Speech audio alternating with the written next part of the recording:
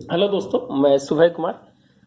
दोस्तों 65 बीपीएससी या 66 बीपीएससी जो दे रहे हैं या मेंस दे रहे हैं या वो प्रीलिम्स देंगे, उनके लिए बहुत इंपॉर्टेंट है। बीपीएससी मेंस दे रहे हैं उनके लिए ज़्यादा इंपॉर्टेंस है दोस्तों। अब 15-20 दिन रह गए हैं, रैपिड फायर की तरह है जो आप तैयारी में लगे हुए हैं, और हम कोशिश कर रहे हैं कि जो डेटा इंपॉर्टेंस है उसको मैं आपके सामने रखने का प्रयास करता हूं। कल मैंने दोस्तों एक फॉर्मेट बताया था लिखने का, क्या आप इंट्रोडक्शंस में क्या लिख सकते हैं, बॉडी पार्ट कैसे कनेक्ट किया जाता है, निष्कर्ष में कैसे भविष्यगामी दूरदर्शी और विकास की बातें हैं जो वहाँ लिखी जाती है, प्रस्तुतिकरण में है जो कल मैंने है जो उसकी चर्चा कर दी थी। दोस्तों आज हम इम्पोर्टेंट फैक्ट्स को लेकर आ रहे हैं जो पर्यावरण एवं जलवायु परिवर्तन से रिलेटेड है। एक तरफ भारत के जो इम्पोर्टेंस हैं उसके बारे में लिखा है, दूसरी तरफ बिहार से रिलेटेड। और दोस्तों इसलिए किया गया है कि आपके पास डेटा मौजूद रहेगा तो आप है जो वहाँ पर बढ़िया से लिख सकते हैं। दोस्तों हम इसी क्रम में है जो और है जो जिसे महिलाओं से रिलेटेड है, चुनाव का कुछ डेटा है उसके बारे में देंगे। फिर है जो और है जो क्वाड के बारे में है जो बहुत लोगों का मैसेज आया, क्वाड का भी बन गया है, उसके बारे में भी हम आपसे बात करेंगे। दोस्तों वीडियो अच्छा लगता है तो निश्चित रूप से आप है जो लाइक एंड सब्सक्राइब करें, वही मेरा मानक होता है। दोस्तों आज हम बात करेंगे पर्यावरण एवं जलवायु परिवर्तन से रिलेटेड जो भी इंपॉर्टेंट फैक्ट्स हैं भारत और बिहार के, उसके बारे में। दोस्तों इंपॉर्टेंट चीज़ है कि देखिए, सबसे पहले कोई भी चीज़ है जो आप है जो एसडीजी इंडेक्स को जरूर लिखिएगा। आप जानते हैं कि मिलेनियम डेवलपमेंट गोल के बाद 2000-2015 जो एमडीजी चल रहा था, उसके बाद है जो एसडीजी है जो सस्टेनेबल डेवलपमेंट गोल, उसमें जो आया उसमें 17 इंपॉर्टेंट पॉइंट्स है जो दोस्तों है जो दिया गया है, जिसमें एसडीजी 13 जो बात करता है दोस्तों पर्यावरण से रिलेटेड और जलवायु से रिलेटेड बात करता है। अब इससे कौन कौन सा इफेक्टेड होगा एसडीजी? एसडीजी 3 स्वास्थ्य से रिलेटेड है, 6 शुद्ध जल से रिलेटेड है, एसडीजी 7 क्लीन एनर्जी से है, एसडीजी 8 आर्थिक विकास से है, और एसडीजी 15 भूमि एंड जीवन। यह है जो दोस्तों कहीं ना कहीं पर्यावरण एवं जलवायु से इंटरलिंक करता है। और अगर इस चीज को लिख देंगे आप एग्जाम के अंदर में तो कहीं ना कहीं एग्जामिनर आपसे जरूर प्रभावित होगा। इसीलिए एसडीजी इंडेक्स को लिखना कभी मत भूलिए। अगर कोई भी चीज जीरो हंगर की बात किया जा रहा है तो आप जो वहां पर ही लिखिए, 01 में जो है आपका है उसको रिलेटेड है जो उससे लिखे, करीब करीब है जो एसडीजी इंडेक्स की चर्चा आप है जो जरूर कीजिए दोस्तों। उसके बाद नीति आयोग का कुछ रिपोर्ट्स है उसकी है जो चर्चा जरूर कीजिए दोस्तों। अंतर्राष्ट्रीय सौर संधि आप जानते हैं, इंटरनेशनल सोलर अलायंस, जो उष्ण कटिबंधीय क्षेत्रों के आसपास जितने भी देश हैं उसको है जो भारत एक ग्लोबल ग्लोबल लीडर के रूप में है जो यहाँ पर भारत फ्रांस के साथ है जो गुड़गांव में है जो इसका इनोग्रेशन है जो किया था। और 120 देशों का 121 देशों का समूह है दोस्तों। और भारत है जो हमेशा है जो इसके लिए आगे बढ़कर है जो काम करने का कहीं ना कहीं है जो माध्यम रखता है। इसीलिए जो अभी वर्तमान में भी भारत की अध्यक्षता में है जो इसका है जो प्रस्ताव है जो पारित किया गया है। और अभी दोस्तों करीब करीब 87 देश है जो इसमें एंट्री हो गया। और लास्ट देश था जो निकार कुआं था, जो अफ्रीकन देश है दोस्तों ये। तो करीब करीब है जो अंतर्राष्ट्रीय सौर संधि में जो इम्पोर्टेंस है कि भारत को 2022 तक है जो 175 गीगावाट का जो लक्ष्य रखा है, उसमें जो 100 है, फिर है जो 60 है, फिर 15 है, फिर 5 है, इस तरह से है जो आपको डिवाइड किया गया है। फिर 2030 तक है 450 गीगावाट क्या है जो जरूरत पड़ेगा। तो कई उस तरह से है जो किस तरह से भारत है जो अपना है जो इस पे जो काम कर रहा है, जिसमें अंतर्राष्ट्रीय सौर संधि की बहुत बड़ी भूमिका है दोस्तों। जीवाश्म ईंधन को रोकना, जो वर्तमान में 54% जो जीवाश्म ईंधन के माध्यम से, जैसे कोयला हो गया, इसके माध्यम से जो ऊर्जा की प्राप्ति होती है उसको रोकने। अभी एक रिपोर्ट्स आया था दोस्तों, जो सिंगरौली है अपना, वहाँ सबसे ज़्यादा है जो प्रदूषण है जो SO2 और NO2 को निकालता है। उसको रोकने के लिए जो कहीं ना कहीं जो भारत सरकार है जो अपना है जो एक प्लान है जो एयर क्वालिटी इंडेक्स का एक प्लान है जो वहाँ लेकर गई है, जिसके माध्यम से जो वहाँ पर जीवाश्म ईंधन को रोकने में भारत के विभिन्न क्षेत्रों में। और ऐसा कहा जा रहा है कि, लेकिन रिपोर्ट से एक आया है दोस्तों कि और इसकी बढ़ोतरी होगी आने वाला समय में। अगर भारत के पास सेल गैस है, सेल गैस बहुत ज़्यादा है जो महंगी तकनीक है, जिसके कारण से भारत है जो उसको अभी नहीं निकाल रहा है, या तकनीक जो अमेरिका से लेना चाह रहा है बहुत ज़्यादा महंगा है। और दूसरी चीज़ है कि दोस्तों इतनी प्रदूषण, आप जान रहे हैं कि दिल्ली की जो स्थिति है कि 800 पॉइंट्स जो इसका इंडेक्स है PM 2.5 और 10 का 800 इंक्रीज कर गया है, एक गंभीर स्थिति में पहुंच गया है। तो भारत भी है जो इसके माध्यम से जो नई इलेक्ट्रॉनिक नीति है, एनजीटी का गठन किया है। जल, जंगल और जमीन को शुद्धता करने की बात की गई है। एनजीटी का गठन आदर्श कुमार गोयल इसके चेयरमैन है। और ये दिल्ली के लिए विशेष है जो व्यवस्था भी किया गया। आप जानते हैं दोस्तों कि पराली के लेकर एक लोकुर समिति भी बना था, और बाद में भी है जो 2 दिन पहले बना था, फिर उसको भंग करके एक 20 सदस्यीय कमेटी का गठन किया गया है। और वो है जो रिपोर्ट्स है जो भारत सरकार को कुछ दिन के बाद सौंपेगी, और वो है जो उसका है जो कहीं ना कहीं है जो उसका निराकरण के लिए होगा। पराली की बात किया जाए, और जैसे दिल्ली में बहुत सारे जो गाड़ियां हैं जिसके कारण है जो बहुत स्थिति ज़्यादा खराब हो गई है। तो करीब करीब दोस्तों 1980 से 2020 तक कम से कम 25 ऐसे संशोधन किए गए हैं। उसके बाद भी है जो स्थिति है जो कहीं ना कहीं है जो खराब है। आप जानते हैं दोस्तों कि 15वें वित्त आयोग में पर्यावरण से संबंधित व्यवस्थाओं को अच्छा करने के लिए 10% अलग से फंड है जो एलोकेशन किया था, जो 2020 से कैसे। आप जानते हैं 15वें वित्त आयोग के बारे में हमने बता दिया था कि 9 नवंबर को रिपोर्ट है जो सबमिट करने जा रही है इनके सिंह समिति। तो इसके चलते दोस्तों की कुछ ऐसे थे कि एनजीटी के बारे में है जो आपको बात करनी थी कि इसका गठन है जो इसके लिए भी है किया जा रहा है। नई इलेक्ट्रॉनिक्स नीति, जानते हैं दोस्तों कि इलेक्ट्रॉनिक्स नीति में जो BS6 जो है उसमें है जो 50% से जो उसको 10% तक लाने का लक्ष्य जो रखा गया है, जिसके कारण है जो राष्ट्रीय जो एयर की बात किया जाए या प्रदूषण की बात किया जाए, उसमें जो सबसे इम्पोर्टेंट रोल है जो नई इलेक्ट्रॉनिक्स नीति है जो निभाएगा। दोस्तों जानते हैं कि बिहार, अगर भारत सरकार के बारे में दिल्ली सरकार ने क्या किया है कि 2 पहिए वाहन पर 30,000 रुपया और 4 पहिए वाहन पर 1.5 लाख रुपया का सब्सिडी देने का है जो प्रावधान किया। इसीलिए बिहार में भी है जो ई-रिक्शा और इससे रिलेटेड है जो कहीं ना कहीं है जो वहाँ भी है जो काम करने का इलेक्ट्रॉनिक्स नीति के अंदर है जो काम कर रहा है। ग्रीन एनर्जी को बढ़ावा देना, भारत ग्रीन एनर्जी के साथ है जो काम कर रहा है। दोस्तों क्वाड एक बहुत बड़ी संस्था है, जापान है जो अभी कल हाल फिलहाल में एक आर्टिकल था कि क्वाड से रिलेटेड जो सबसे ज़्यादा ग्रीन एनर्जी का जो उत्पादन करता है जापान करता है, और भारत को कहीं ना कहीं है जो वहाँ है जो एक एज मिलेगा अगर उसके साथ संगठन में है जो शामिल होता है तो। और पेरिस समझौता में भी कहा गया था कि ग्रीन एनर्जी को बढ़ावा देने के लिए एक विशेष है जो ट्रिब्यूनल का गठन है जो किया जाएगा। और पेरिस समझौता से दोस्तों आज है जो अमेरिका बाहर हो गया है, लेकिन परिस्थितियां ऐसी हो गई है कि जो बिडेन के लगभग जीतने के बाद आज उन्होंने एक स्टेटमेंट दिया है कि हम पेरिस समझौता में वापस से शामिल होंगे। कोई भी जैसे पेरिस समझौता से निकलने के लिए 1 साल का वक्त होता है दोस्तों, 1 साल के वक्त में उसको है जो समीक्षा करनी होती है। तो आज उसका 1 साल पूरा हो रहा था, तो आज है जो अमेरिका पूर्णतः रूप से है जो पेरिस समझौता से बाहर हो चुका है। और आज ही के दिन है जो बिडेन का बयान आया है कि हम है जो वापस पेरिस समझौता में शामिल होंगे। कुछ दिन पहले ट्रंप ने भारत और चाइना को लेकर है जो कड़ी टिप्पणी किया था कि भारत की हवा बहुत खराब है। तो कहीं ना कहीं दोस्तों पेरिस समझौता है जो एक नए रूपरेखा के रूप में है जो काम करेगा क्लाइमेट चेंज के लिए। एक सूरज, एक ग्रिड, एक विश्व की है जो बात है जो कहीं ना कहीं है जो भारत है जो करता है। दोस्तों एक सूरज, एक भारत जानता है कि एक पूरी परिवार के रूप में है जो देखता है, और करीब 140 देश है जो इसमें शामिल किए गए हैं। दोस्तों इसके 3 चरण है। पहला चरण जो है भारत के पड़ोसी देश के को जोड़ना, दूसरा है जो अफ्रीकी पुल तक है जो पहुंचना, और तीसरा जो बचे देश है उसके साथ है जोड़ना। तो 140 देशों का एक समूह है दोस्तों। एक सूरज, एक ग्रिड और एक विश्व की बात है जो भारत करता है। 4th स्तरीय graded response PM 2.5 particle material और पार्टिकल मेटेरियल 10, इसका रेंज है दोस्तों PM 2.5 का 91 और 350। ये है जो दोस्तों अगर ये रहता है तो मैंने स्टार्टिंग की बात की जाती है, फिर है जो धीरे धीरे है जो गंभीर होते जाएगा। और ये जो सबसे लास्ट वाला जो होता है दोस्तों, जो 300 अगर पहुंचता है और 500 पहुंचता है तो कहीं ना कहीं है जो विनाशकारी और भविष्य, जिसे दिल्ली की स्थिति अभी मैंने ऐसा कहा जा रहा है कि दिल्ली में सबसे ज़्यादा है जो संक्रमित मैंने फेफड़ा से रिलेटेड और श्वास से रिलेटेड वाली संख्या जो सबसे ज़्यादा है जो दिल्ली में बढ़ रही है। आज कहीं कहीं 800 पॉइंट्स है जो दोस्तों आज है जो दिखाया गया था। तो इसके लिए जो निश्चित रूप से जो भारत सरकार है जो काम कर रही है।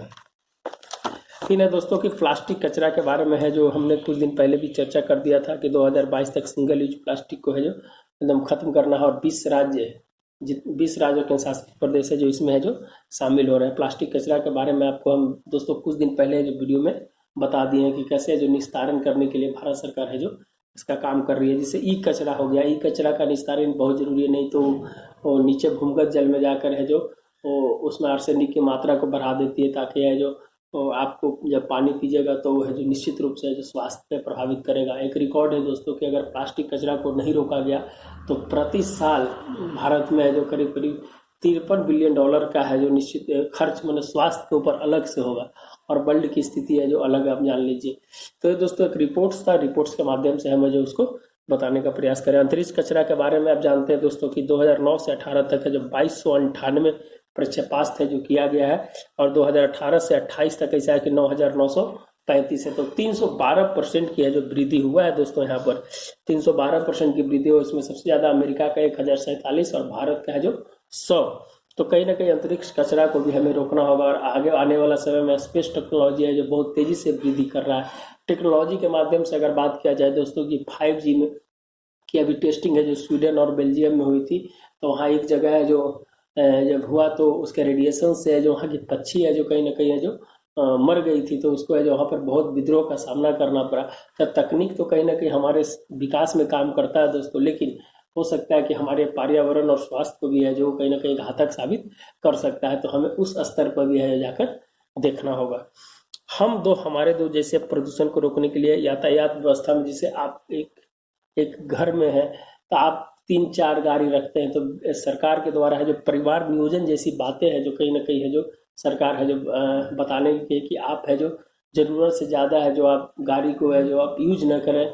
और हमारे दो जैसे, और इसके लिए टैक्स बढ़ाने की बात की गई है, यातायात शुल्क बढ़ाने की बात की गई है, आसान जो लोन होता है उसको है जो बढ़ाने की बात की गई है, ताकि जो लोगों को है जो जागरूकता लाए और जागरूकता फैलाया जाए, ताकि है जो प्रदूषण को है जो रोका जा सकते हैं। दिल्ली के लिए विशेष व्यवस्था है जो दोस्तों है जो पर्यावरण नियोजन माने वायु प्रदूषण के परिवार नियोजन जैसी बात करना। प्रति 1000 पर 48 बच्चे की मौत है जो दोस्तों प्रदूषण के कारण होती है। तो एक रिपोर्ट्स था, उस रिपोर्ट्स के अनुसार है जो हम है दिए हैं। रेल द्वारा 2030 तक है जो कार्बन 0% न्यूट्रल करने की बात की गई है। अभी हाल फिलहाल में दोस्तों देख रहे हैं कि रेलवे के द्वारा भी है जो आरओ सिस्टम, रो सिस्टम है जो लगाया जा रहा है, ताकि है जो भी मालगाड़ी है जो अगर जाती है, अगर उसी के ऊपर ट्रक को अगर चढ़ा दिया जाए तो उसके जो बीच का डिस्टेंस है उससे जो कम डीजल का खपत होगा, और उसके माध्यम से जो प्रदूषण कम होगा। तो आरओ सिस्टम है जो बिहार भारत रेलवे है जो ला रही है। इसके लिए समीर ऐप, सरकारी युद्ध जैसे कार्यक्रम, रेड लाइट ऑन गाड़ी ऑफ जैसे है जो कार्यक्रम है जो सरकार के द्वारा है जो चलाया जा रहा है। समीर ऐप है जो दोस्तों ये है जो आपका एयर क्वालिटी इंडेक्स के लिए है, और सरकारी युद्ध रेड लाइट ऑन गाड़ी ऑफ ये जो बिहार दिल्ली गवर्नमेंट के द्वारा चलाया जा रहा है। सफर इंडिया है जो ये एयर क्वालिटी इंडेक्स का है जो जांच करता है, गुणवत्ता की जांच करता है। सौर ऊर्जा में भारत 5वां स्थान है दोस्तों। भारत सरकार की जो योजना है उज्ज्वला योजना, जैसे LED योजना, ये जैसे है इसके है जो आपकी ऊर्जा की बचत करेगा। तो वो सब है जो दोस्तों है जो आप उसको लिखने का प्रयास करिए। राष्ट्रीय जैव ईंधन नीति 2018, इसमें इथेनॉल में 10% है जो इथेनॉल को 10% है जो वो उसके गन्ना से कुछ चुकंदर से और किसी भी से माध्यम से बनाकर इसको पेट्रोल में मिलाने की है जो बात की गई है। आज जैसे बिहार की बात किया जाए तो बिहार में मक्का और गेहूं के लिए कृषि कर्मक पुरस्कार भी मिल चुका है। तो मक्का को भी अब है जो इस पे यूज किया जाएगा है जो इथेनॉल बनाने में, और इसके लिए जो दोस्तों बागपत में है जो प्लांट लगाया गया है, ताकि जो वहाँ पर है जो निश्चित रूप से है जो इसके लिए है जो काम किया जाए। बायोगैस प्लांट है जो उसके लिए लगाया जा रहा है। आप जानते हैं दोस्तों कि छत्तीसगढ़ में गोबर योजना चला है, जिसमें 2 रुपये है जो सरकार लेगी और 8 रुपये है जो उसको बेचेगी। इस तरह से जो गवर्नमेंट है जो काम कर रही है। पटाखे पर कई राज्यों पर की रोक है जो लगा दी गई है इस बार है जो दोस्तों। तो कुछ ऐसे पॉइंट्स थे जिसपे जो हमने चर्चा करने के लिए हमने सोचा कि हाँ इस सब चीज़ है जो आपको लिखिएगा तो इम्पोर्टेंस वहाँ पर हो सकता है। बिहार की अगर बात किया जाए दोस्तों तो जल जीवन हरियाली योजना जो मध्य प्रदेश के डुबरी मॉडल पर है जो आधारित है। जल जीवन हरियाली में जो पाइन होता है, आहार होता है, नदी होता है, तालाब को चारों पट्टी है जो शेड के माध्यम से वहां पर वृक्ष को लगाना, ताकि है जो किसान को भी फायदा हो, पर्यावरण को भी फायदा हो और जल को भी फायदा हो, भूमिगत जल को भी फायदा हो। तो दोस्तों जो जल जीवन हरियाली बहुत ही अच्छा मिशन है दोस्तों। इसको जो भारत स्तर पर है जो लगाने की बात की गई है, और इसी के लिए global leader of climate change Nitish Kumar को UNEP के माध्यम से जो बताया गया है अभी हाल फिलहाल के मामले में 2022 तक हरित आवरण को 17% करने का लक्ष्य रखा गया है। दोस्तों इस पॉइंट को लिखना बहुत इंपॉर्टेंट है। 9 अगस्त 2020 को बिहार पृथ्वी दिवस मनाया गया था, जिसमें 3.51 करोड़ पौधे का वृक्षारोपण है जो किया गया है। दोस्तों बिहार नवीकरणीय नीति है जो उसकी चर्चा है जो हम पीछे वीडियो में भी कर चुके हैं। वृक्षारोपण के लिए 3 साल तक पौधे को जीवित रखते हैं। अगर बिहार सरकार की योजना है दोस्तों कृषि वानिकी योजना, जिसमें है जो आपके सहयोग से, जनता के सहयोग से है जो पर्यावरण को मजबूत बनाने के लिए पौधे को जीवित रखने पर 35 रुपया है जो प्रति पौधे के आधार पर भुगतान किया जाएगा। अगर 3 साल तक जीवित रहते हैं तो पहला साल है जो आपको 20 रुपया, दूसरा साल है जो आपका 10 रुपया, फिर है जो 15 रुपया। इस तरह से आपको 35 रुपये प्रति फल के आधार, पौधे के आधार पर आपको दिया जाएगा। उसे कृषि वानिकी योजना के अंतर्गत है जो रखा गया। तकनीक का प्रयोग कर वृक्षों के लिए वैज्ञानिक पद्धति का विकास है जो किया जा रहा है दोस्तों। और बिहार में जानते हैं कि भागलपुर में गंगा डॉल्फिन के लिए बनाया गया, कछुआ के लिए है जो बनाया गया है कि ताकि है जो वहाँ पर जो संरक्षण और इसका है जो अति किया गया। करकट जगह है कछुआ के, मगरमच्छ के लिए करकट है दोस्तों, मगरमच्छ के लिए करकट है। और डॉल्फिन के लिए है जो भागलपुर है जो बनाया जा रहा है। आप जानते हैं कि डॉल्फिन को भारत का राष्ट्रीय जलीय जीव का जनता 2009 में है जो दिया गया है दोस्तों। और हम जानते हैं कि अभी है जो लॉकडाउन में है जो निश्चित रूप से है जो उसकी संख्या वृद्धि हुई थी और इस पर जो रिसर्च चल रहा है दोस्तों। और बहुत सारे देशों ने है जो बिहार में आकर है जो ये डॉल्फिन के लिए जो रिसर्च करने की है जो बात कही है, वो उसको पारा डिप्लोमेसी के तहत है जो और बढ़ाने का है जो बात किया जा रहा है। सौर ऊर्जा को बढ़ावा देने के लिए विभिन्न कार्यालयों में है जो सौर ऊर्जा लगाया जा रहा है ताकि वहीं उसको उत्पादन किया जा सके और उसका है जो वहीं प्रयोग किया जा सके। 15वें वित्त आयोग में अच्छे पर्यावरण के लिए 10% है जो राज्यों को देने का फैसला लिया। पहले ऐसा नहीं था दोस्तों, 2000 में जो पिछला रिपोर्ट था वित्त आयोग का उसमें ऐसा कुछ 0% था। अब है जो पर्यावरण के लिए 10% है जो अलग से है जो करने का है जो लक्ष्य लिया। इसीलिए इसी मॉडल को है जो बिहार सरकार है जो इसकी पैसा है जो वहाँ खर्च कर रही है और बहुत ही सकारात्मक कदम है दोस्तों इसके लिए।